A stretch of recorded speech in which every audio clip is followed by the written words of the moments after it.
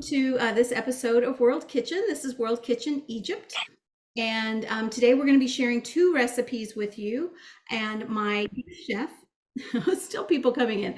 My guest chef is Nermin Mostafa, who is a Hubert H. Humphrey Fellow visiting for this school year. Actually, she's leaving tomorrow, I found out today. So this is kind of her last hurrah here in State College. How we're saying bye to State College. Yeah. So we planned these a few months out, and I don't think she or I, either one, knew she would be leaving tomorrow when we had set this date. But Nermin has been here since August? August. Yeah. Mid-August. Yeah. And she's done some traveling, and she's been working in the College of Education. But I'll let you explain a little bit more about yourself. Hello, everyone. First of all, thank you for having me.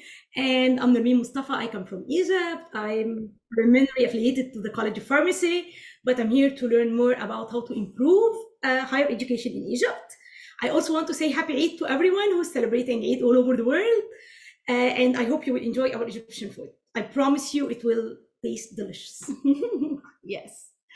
So the recipes you're going to show us today are pretty traditional Egyptian dishes. Yeah. The fool and the koshari are typical Egyptian food. Food is usually for breakfast. Koshari is something what you would gather your family for lunch. It's a little bit complicated, but the tussle is worth the hustle. Okay, so it is a little complicated, and for that reason, we're going to ask you to be patient with us. And for those of you, I know Doug is cooking along with us, and if anyone else is, let us know if we're going too fast. One of the things we did ahead of time was to get some hot water boiling so that we wouldn't have to wait for water to boil. That's always a little boring for you guys. So we did get our hot water boiling, and we're going to start cooking our lentils now so that we can use that water to cook our rice in a few minutes. And then once we get all that happening, we'll go back and do the full Medames, and then go back into the koshari after the rice is cooked. So take it away. Okay. So we're trying to prepare the koshari first because it takes a longer time. So koshari is mainly lentils, rice, and pasta. This is why we need to cook the 3, and this is why we're trying to synchronize this. So not much time is wasted.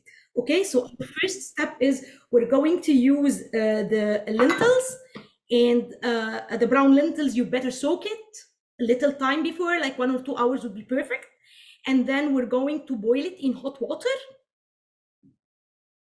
So we're going to move just over, Alex, to this. I'll just bring this. And now we have our boiling water. We've been boiling it for some time. We're going just to add it and to leave it boil. Of course, it takes around 10 to 15 minutes, but always check. Make sure that it's fully done before you start draining the water.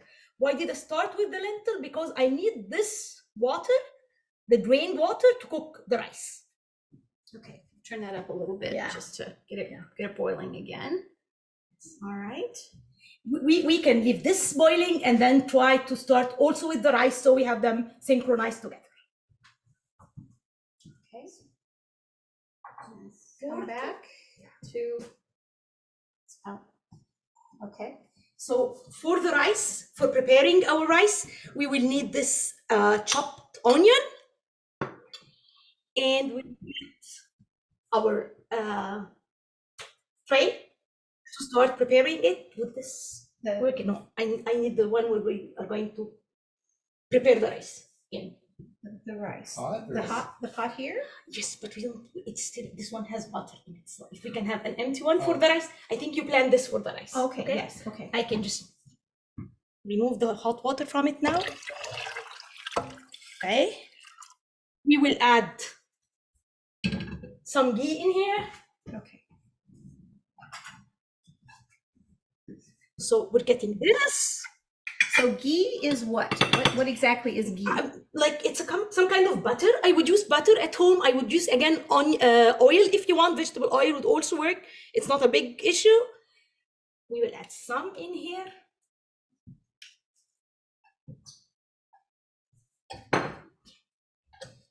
So it's basically clarified butter. Yeah. Okay.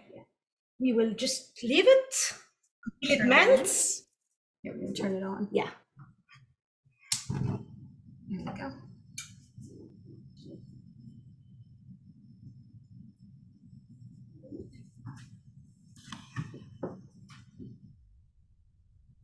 we just leave the butter to melt, and then we're going to add the onion, leave it until it gets a yellow color. So one of the biggest components of koshari would be too much onion. You can use as much onion as you want.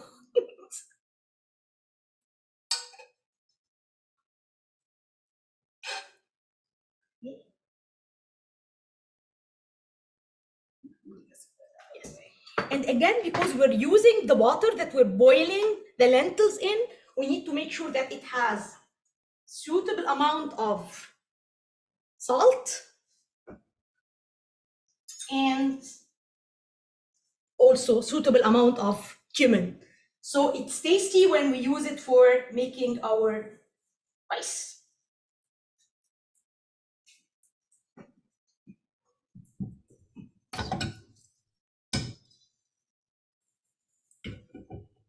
Okay.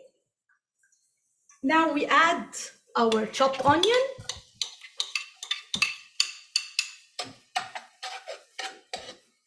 You can keep stirring.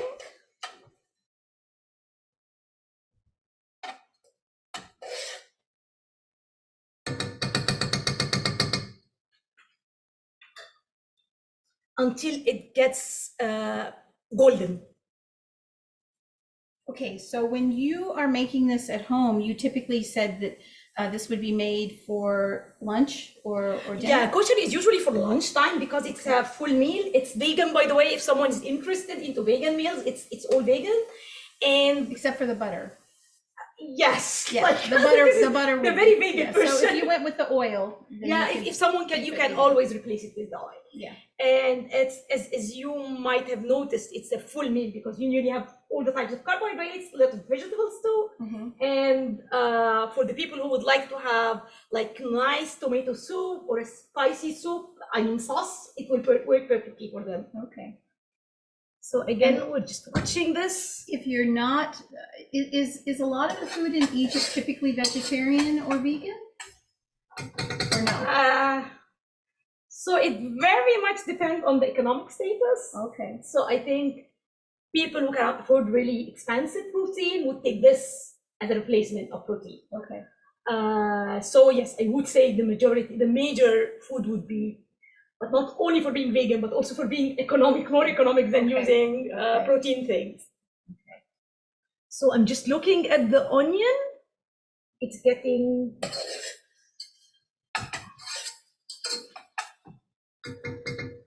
We just need to check on this. And then our lentil is also boiling, and the water is getting this brownish color of the lentil, and this brown water is what we need to fully cook our rice the way it's being cooked in Egypt.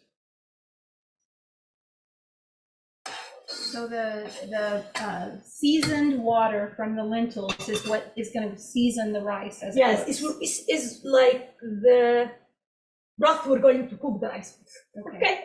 Yeah. We're just waiting a little bit for this. So while we're waiting for this to cook, one of the things I wanted to say is feel free to unmute yourself or put questions in the chat if you have any questions. You know, as I said, if we're going too fast for you, let us know and we'll try to slow down. I know we got a little jump start on having our water heated. Make things go a little faster. So let us know if that's an issue for you. I also forgot to mention that I always want to thank our sponsor, Penn State's office. It's the Outreach and Online Education Office of Inclusion, Equity, and Diversity. So we thank them for being our sponsor. And the other thing I wanted to mention is for those of you who are in the area, or even if you're not, I know there's a way you can watch. WPSU just started another new cooking program called Culinary Connections. And I'm the host of that program. It's actually on WPSU on Saturday nights at 7:30. And then it replays again through the week. So you can check your listings on WPSU if you want to try to see that, or you can watch it on our website. I think there's a link on the website. You can get to it off of our Facebook page. There's a number of ways, or if you just can't find it, shoot me an email and I will send you the link.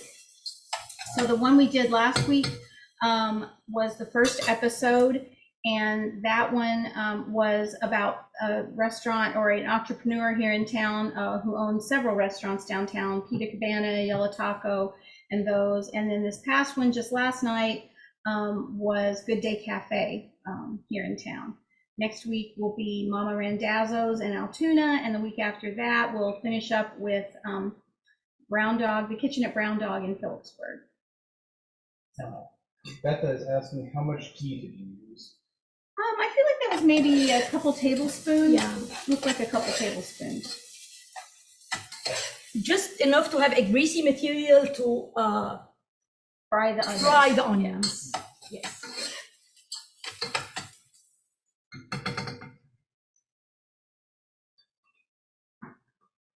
Maybe if we want to go a little faster, Yeah, I will move this to a bigger Yeah, I burner. think we might, yeah, I need a higher flame so There things we go. can go Move faster. it to a little higher burner. We had a lot to do on the stove today, so Yeah, we're moving things around a bit. I promise you it's gonna be worth it. Too many things, too many pans. One of the bad things of koshari is you will have to clean up a lot of pans.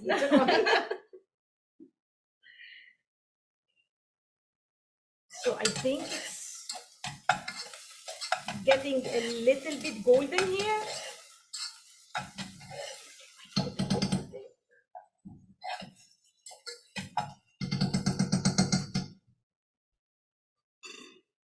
So while you've been here in the US, have you found any of our foods that you liked while you were here in particular? Philly cheesesteak.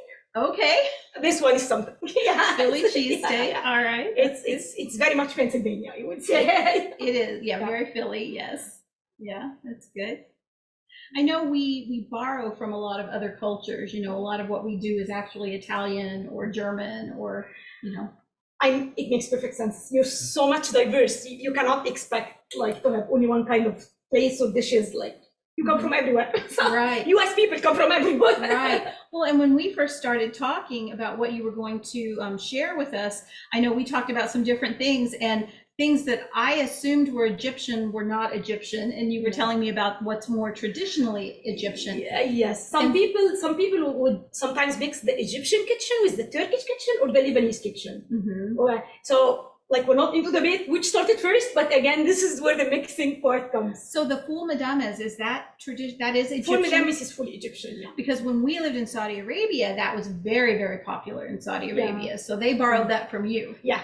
Okay. And I would say again, the falafel is very much Egyptian. There's the Lebanese falafel, which would look like a little bit brownish from inside, but the Yeah. Egyptian falafel is the one which is rich in veggie, and this is green from inside. This is how we differentiate between them. Okay. Okay, I think we're having something Starting to brown now, yeah. So it's starting to brown. It can just wait for a few seconds, and then I will bring my rice.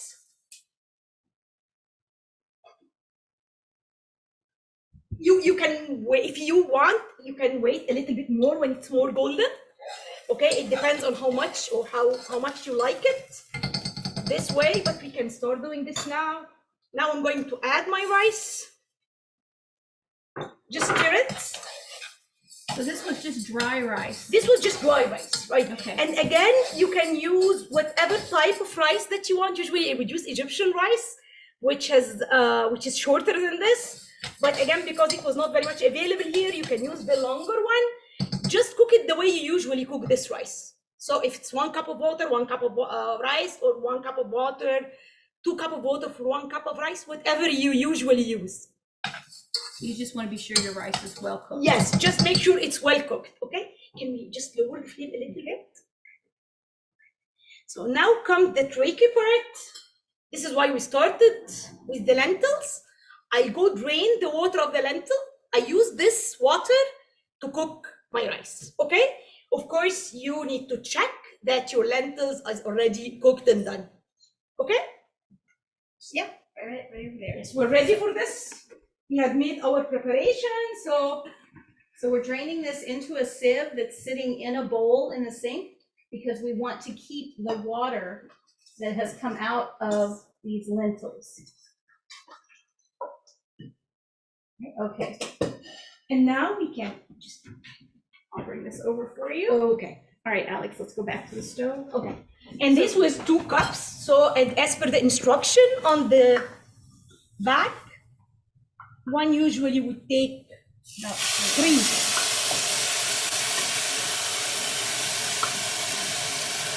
They're not quite full, so we might want to put a little bit.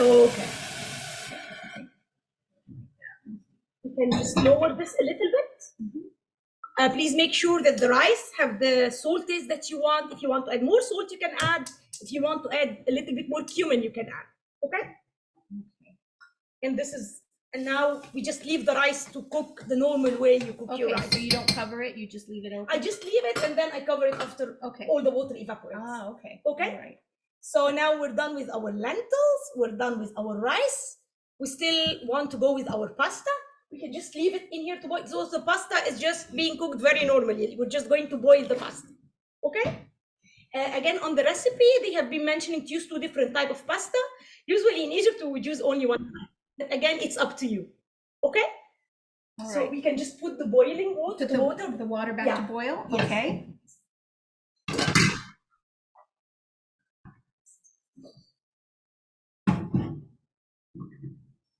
Do that, and let's move back over there. And I count on Tamra to follow the rice. Yeah. She will be responsible for keeping our rice. Okay, I will keep an eye on the rice. Okay, we can now actually go back to the full. If it's not very confusing, we can go to the full until our pasta and our rice is done, because now we're done with the cooking thing. Okay? Okay. So for the full, you can use the canned ones. It's good, just wash it from the preservation water and you can use it. If you want, you can get the raw ones, boil them, first soak them for at least, I would say, overnight, and then boil them for a long time, okay, until they are done. So it's, again, both would work. So I have our beans. This one are already cooked one. The canned ones are already cooked ones. I'm going to take them to skillet on the oven, on the stove, sorry. Just move this now to the yes. So now we have our beans. Okay. Again, some people would prefer to mash it. Some other would prefer to eat it like this. It's again depending on your taste. So we will actually do it like this. So some people actually would add a little bit of hot water for this to help the mashing process, okay? It's again up to your taste. And she's just using a regular kitchen fork to just kind of mash these. Yes, and into the of course you can use a masher if you have one. So it's up to you. Can you help me the mashing and then I go to do? Okay. Okay. Yep. Alex, I'll stay here, and she's Alex, going to go back over there. I'm sorry, Alex. I'm moving around a lot. So we have done a lot of work with Alex today. So these are chopped garlic. I'll put them into this, and then these are green pepper. And again, you can use green pepper, you can use red pepper, you can use jalapeno. It's definitely up to you. Anything would work. It depends on your preference. I will start grinding this. It seems like this is, we can just lower the quantity so I can have some space for the grinding. And then we can start grinding this well. I'm not good at this. You make sure that you grind this well, because we're going to add it to our food once it's fully mashed.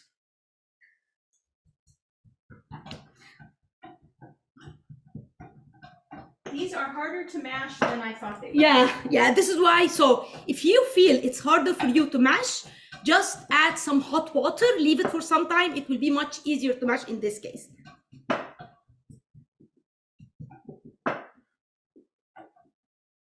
Fatemi, can you help me with this? It's not really going as easy as I thought. Okay. Do you want to get the food processor out? Or?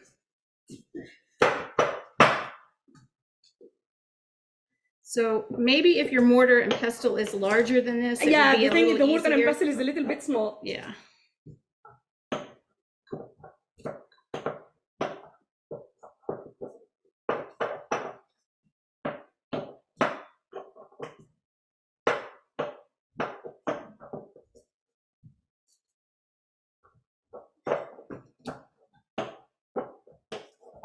So how spicy do most Egyptians like their food? We're not very much the spicy people. Yeah. Okay. So So these, people these would spicy probably peppers. use it only with green pepper, not with the spicy one. Oh, I see. So just a bell pepper. Yes. Oh, okay. Yeah. But some people would do it like this. Some people would even do it with chili pepper. It's Yeah. again whatever you prefer. Yeah, I think the recipe called for jalapenos. Yeah, for jalapeno even. So it depends Yeah. on the tolerance of the people. Okay. Yeah. For my family, my husband loves really hot. I don't. Alex is kind of medium. I can't handle much spice at all. If you really want us to help you having this mashed in a better way, I would actually do this.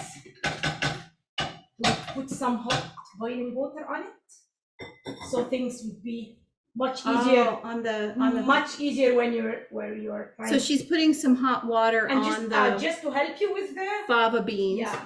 And it always depends on the type of the fava beans you're using. How mashed should this be? Should it be really? No, it should be very, because you don't want to have the taste of the garlic in your. Okay. Okay. So I'm thinking maybe what I'll do is I'll get my I'll put it out here on the Okay. counter. Let's go to the overhead, Alex. Okay. And maybe not as much of the peppers. Okay. I don't think we're gonna be able to eat it if Yeah. it's all that peppers. Yeah, because I didn't know how spicy this is. Yeah. Okay. Yeah, these are very spicy Okay. peppers. So let's get the garlic separated here. And if you really like yours spicy, go right ahead And let keep- me get my my chopper and we can do this a little bit. Okay. While you're mashing this, I'm going to put some of the condiments on the food. Okay. Alex, can you start doing it? Okay. So now we've mashed it. You can mash it as tender as you want. You can do it there. And then now I'm adding 1 spoonful of cumin. I'm adding the salt.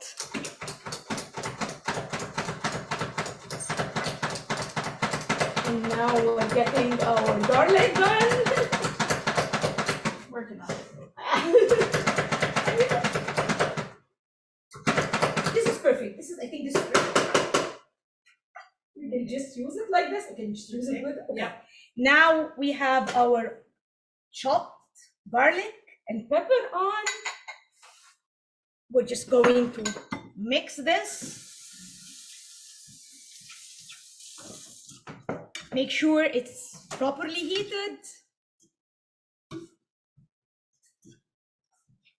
Now we can. Yeah, that's starting to look more like what I remember. More like food, Yeah. okay? Okay. Yeah. And now we can we have our serving plate? Okay. Because the rest is going to be added like a garnish on the surface. Well, someone's asking where do you add the chickpeas? They're called for in the recipe, but they don't see where they. The chickpeas is for the koshari, not now. Oh. Okay. Now we have this. Tamra has given us this beautiful bowl. It's better than Yeah. I don't burn anything. Okay. So you're not really cooking the garlic much. No, not It's- much, not much. yeah. And again, it depends. If you're a person who cannot take the garlic taste, you can leave it more time for this. Yeah, sure. Okay. Alex, let's go back over here. Now. Now we have our tool ready. We can just now try to do what I would call the garnish thing. And again, for the garnish, it depends on what you like. In Egypt, we would add some chopped tomato. We would add some olives, some parsley. And finally, people would either add chopped green onion or would actually eat the green onion as a side dish. And now, most importantly, we need to add quite a good amount of olive oil.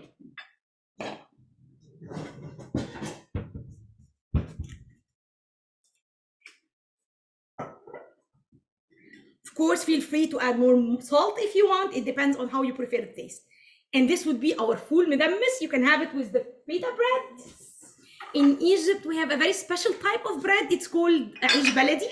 It's mostly a brown wheat bread, and it's much smaller. And this is how people would have their breakfast with full medames and عيش بلدي. Okay? I hope you're enjoying it, and I hope the people who are cooking are tasting it and they do like it. Okay? So that's it. Now we can complete our koshari recipe. Tamra, we can complete the recipe. Yep. So again, just to remind you, we're done with the lentils. Our rice is cooking. We still have to boil our pasta, and then we have to fry some good amount of onion. So do we have the water boiling for the pasta? I have it back on the heat. It's almost boiling again. Okay, so let's do the two things are remaining for this recipe. I have this onions. It's chopped into circles, and we need to add some flour. Just sprinkle some flour over it. Here, let me show them. We used a mandolin actually, and we cut these on the smallest setting of the mandolin. So we did the rings as thinly as we could with these. Now we're putting the flour in. And just try to make sure that it's like covered with. Someone's asking, did you add lemon juice to the beans? Yes, of course. If you want, you can. It depends. Personally, I don't. But again, of course, it's here. It's here. Okay, you can just add this final touch. Okay, and now I'm taking this and I'm going to fry it in hot vegetable oils. You don't really need to have large volume of oil. We need more to caramelize it. Okay.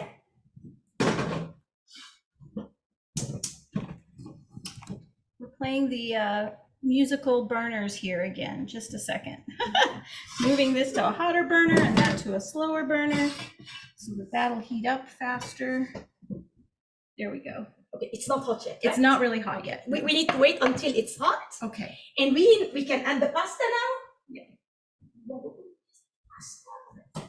Okay, and we're using just elbow macaroni? Yes. Again, in the recipe, she was recommending two types of pasta. In Egypt, we usually use this small sized pasta. So just the elbow macaroni is what we call that here. Okay, the elbow macaroni. Yeah, so the little looks like an elbow, right? Yeah, this is where the name comes from. Okay, how much of this are we going to use? I'm not sure what she recommends. Let me see exactly. So we follow. It's I think she's putting like half and half. So on this one she said 8 ounces. Okay. And this is a 16-ounce box. So about like half the box. Yeah, like half the box. Yeah. And we just had boiling water going here. And again, of course, feel free to add some salt to it. Okay. Right. We just again leave the pasta to cook normally. Mm-hmm. Do you think we're having a hot oil here, or let's see? It's not quite as hot as you might want it. No, we'll just let it, when it starts boiling, you'll notice that. Okay. Okay. So tell me though a little bit more about your life in Egypt. So what do you typically do in Egypt? I'm a working mom. I'm an associate professor at the College of Pharmacy, the German University in Cairo. Okay. I have two college children. So I have Farida, my daughter. She's studying business informatics, and she's currently in Germany working on her bachelor thesis. And I have my son, he's studying computer science, Ahmed. And like I would consider myself a very lucky working mom. I've always received help from my wonderful husband, my mother, my mother-in-law. So this always makes your life much easier. Yeah. And someone once told me a thing that I always remember. As a working mom, you can always outsource anything but love. Oh, that's so nice. I mean, you can always things can be done by other people. They can help you doing this. Food is not always the big issue, but no one can come and love your children. No, You cannot exactly. outsource this. Sure. So this is one thing. And I work on research. So I'm working on developing some pharmaceutical products that mainly works on breast cancer. Oh, great, great. Okay. Let's see. I think we're starting to boil here or get. And for this, typically I would cook koshari once a year. Oh, once a year. I can see why. There's so many pieces to it. Yes. And by the way, usually people in Eid al-Fitr would do this kind of koshari because no one eats koshari in Ramadan. Okay. In Ramadan, people are always celebrating. It's very good to eat so much protein and things like this. Right. So in Eid, they would go and take koshari as something that they missed throughout the months. Eid was on Tuesday, correct? No, it started on Friday. Oh, so today actually is the third day of Eid. Okay. I think we can start adding this now. Yeah. And what we do is we're going to caramelize this because this is going to be our garnish on the top of our koshari plate. Okay. So that's why the flour helps to caramelize the onion. Yes. Yeah. Okay. All right. So get that frying there. Yes.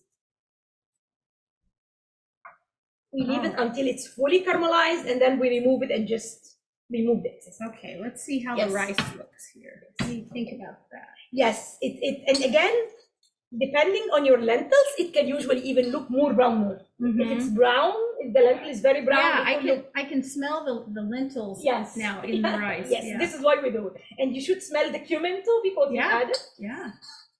And another way to get it more brown, if you want, if you like it like this, you can always caramelize the onion more.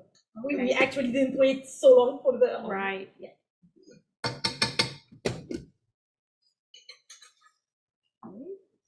And the pasta is cooking here. Yes. Stir so it doesn't stick. Okay. So I think now we're done with the main components of the koshari. We're only missing one final thing, which is our tomato sauce. Okay. Okay. So I think we can just start describing this. I'll keep an eye on the onion. Okay, thank you very much.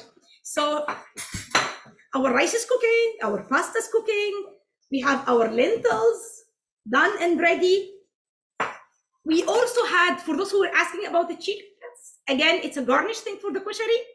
You can just, we have both it's canned and it's ready-made. You just boil it, and you can always add some kind of cumin for it to make sure that it tastes well. Salt too can be a nice thing to make sure that it is, to make sure that it's gonna be tasty when you add it. There we go. So these are the ready things. We're about to have our pasta and rice too. Now we need to prepare our red sauce. So in Egypt, usually people would have two red sauce, exactly prepared the same way, but one of them we would not add any kind of red pepper, where the other one they would add red pepper. So they would have two choices for the people. Those who likes to have spicy food would add the spicy sauce. Those who do not like the spicy, just add the normal sauce, okay? But they are both prepared exactly in the same way. For this, I have this fresh tomato soup. I need tomato paste. We have garlic, chopped garlic. We have our a very small amount of tablespoonful sugar. We need to have black pepper. We need to have vinegar. We need coriander. And Tamri, I think we need more cumin. More cumin. By the way, cumin is very good for the digestive system. It's a pharmaceutical tip.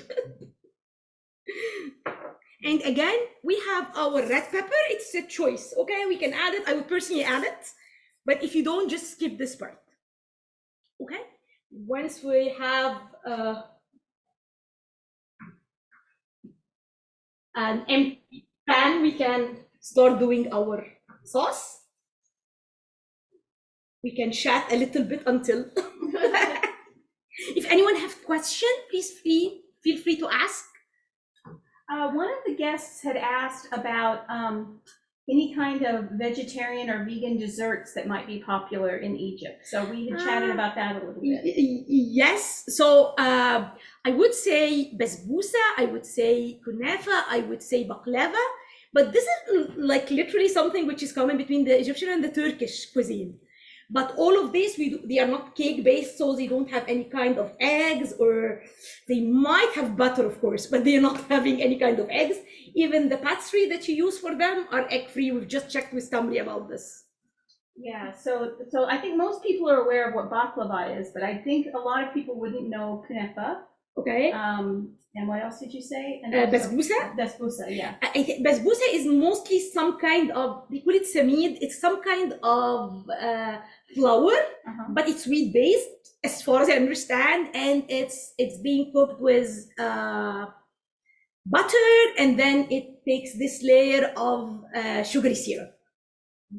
Okay, and there's Ali, of course, we cannot forget Ali. Ali is one of the favorite Egyptian desserts, and it's a pastry based with milk and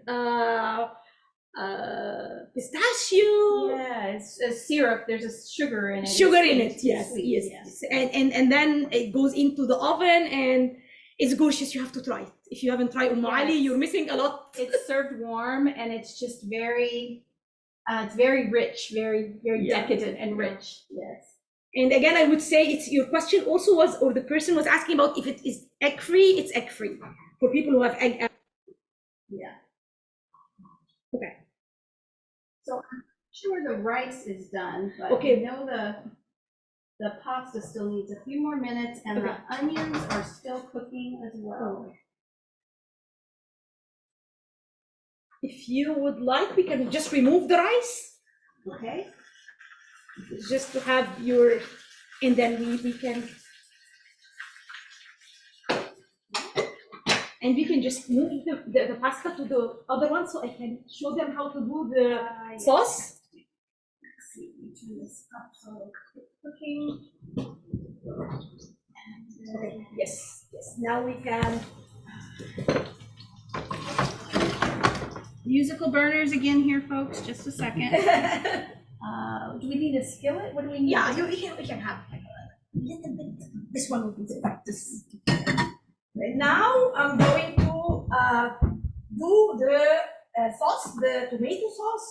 We would use some vegetable oil. Okay. And then thank you.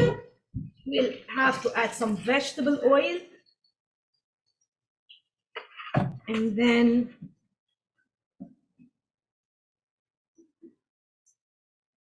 we have vegetable oils. Now we're having our chopped garlic.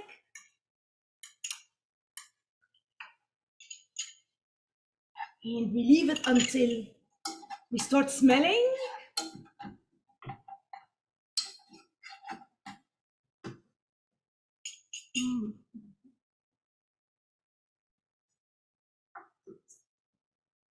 I'm just waiting until the garlic gets a little bit, again, golden, a little bit.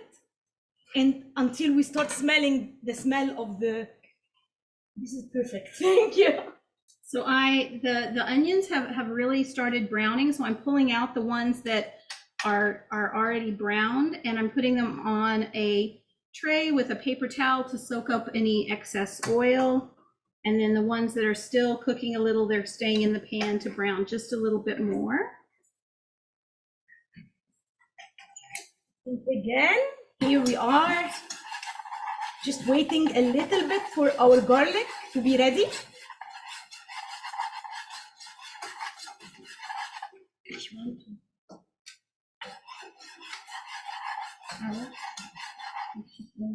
If you want to have a little close look on this, okay, just wait until it's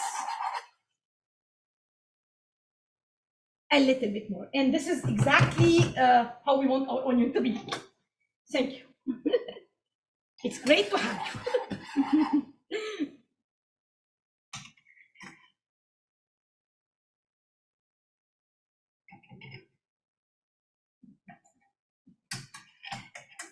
I think you're all smelling the garlic thing. Yeah. Okay.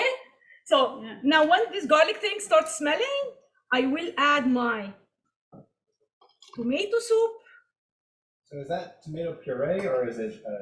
It's just tomatoes that she put into the blender. Yes. She just chopped tomatoes and put them into the blender with a little water. And then we add like half this tomato paste thing.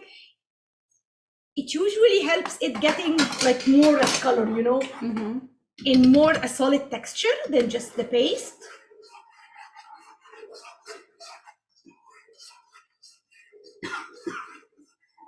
Alex, can you turn this burner off since you're on that side, please? Okay,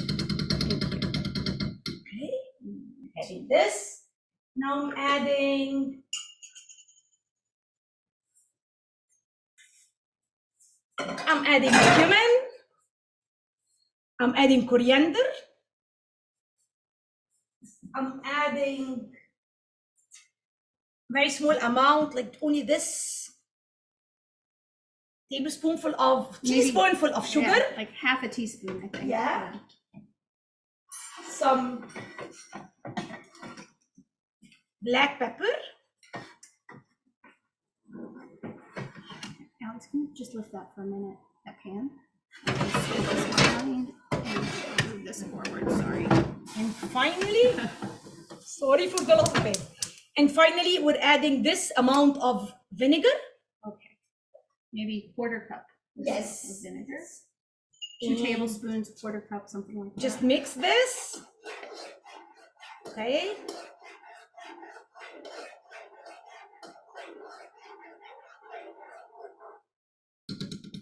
Leave it until it gets a little bit thicker. So we're gonna cook some of the water out of the tomato Yes, sauce. yes, Yeah. until it gets a little bit thicker. And then, by the way, how fluid you want this sauce is also very relative. Some people would like to have it as a heavy thing, so they just add it by their spoon. Other people would like to have it like more like a soupy thing, so it's more. So again, it depends on how you prefer to have it, but just leave it to remove some excess water out of it. And Okay. I don't ever trust the timing on pasta, so I always pull a piece out and taste it. What kind of vinegar is it? It was just white White vinegar. vinegar, Just plain white vinegar. Yeah, I think the pasta's cooked. okay, so now we can start serving our plate. Okay, all right. Are we gonna drain the pasta? Yes, we drain the pasta. Okay, oh, our lentils are still in the strainer here.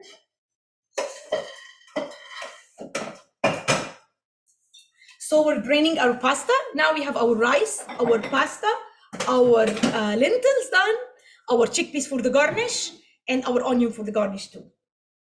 Just drain these. And we're leaving our sauce just to get a better thickening.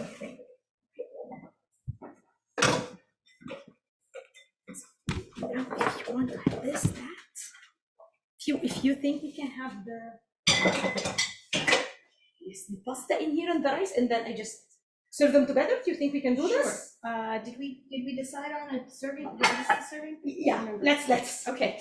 let's use this trendy blue one. Okay. All right. So which one goes first? The rice? The rice, yeah. It doesn't. At some point, you mix all. You just want Okay. it to look nice at the beginning, but when you're eating it, you're Okay. probably mixing it all.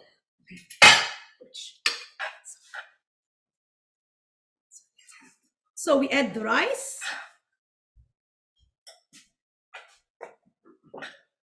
Then we add the lentils. And by the way, some people would just get one big pan, mix them all in this pan, and then serve them. It's again, it depends on how you want to have it.